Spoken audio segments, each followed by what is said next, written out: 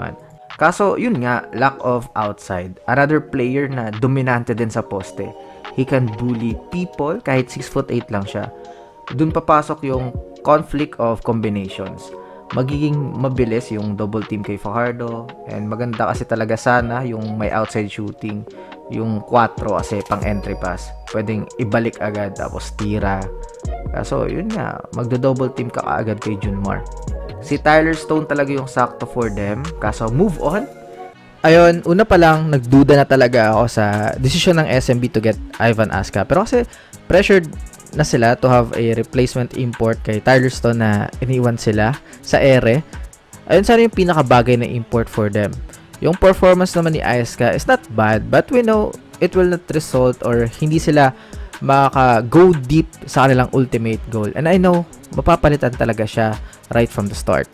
Sa pagdating ni Benny Boatwright, nakahanap sila ng import na will fit right in. Tsaka perfect timing din kasi babalik na si Junmar Fajardo. With that, hindi sila magkakaroon ng problema in terms of pag-shuffle ng kanilang rotations. Minsan kasi parang pinipilit na lang na mag-fit yung import tsaka si Junmar kahit hindi naman. And sa mga SMB fans, may palag na naman sila this playoffs. Though palagi naman. On this one, ganito din naman yung napo-provide ni Aska yung mid-range game. With Boatwright, more taller, and yung shot selection niya is kahit contested, masasabi mo pa rin good shot eh. Kasi hindi yung pillet or force shot. Again, dahil nakahit siya over Ramos, gets niya na yung gravity ng defense is magko-close by, kaya spin move for the jam. And what a luxury for SMB na this import can shoot from the outside like it's a layup. At dahil sa creation ni Romeo, nakaka-attract siya ng help and nagbi-blitz talaga sa kanya yung defense. With that, open si Boatwright for the 3-point shot. Which ito yung hinahanap ng SMB. Grabe yung space neto with Junmar coming back from injury.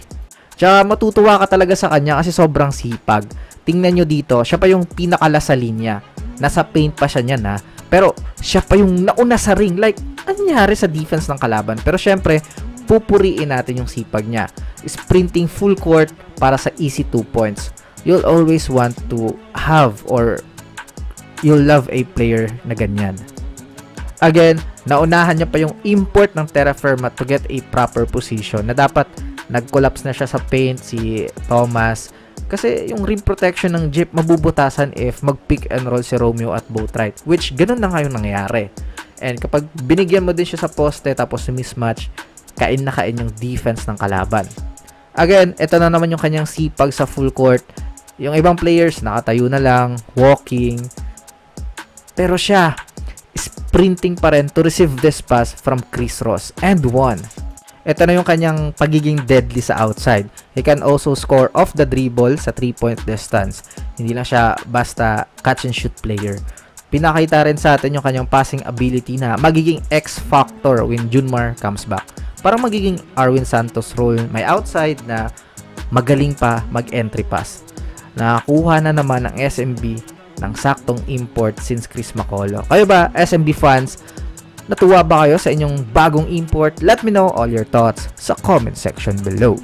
Dito na kayo mag-parlay sa Lucky Sports ng Mafabet. Kasi itong trebles ko sa ibang sportsbook, below 7 yung odds. Pero nung trinay ko dito sa Mafa, aba, times 7.6 pa nga. Kaya subukan nyo na this NBA season. Nasa comment section ng link. Just gamble responsibly.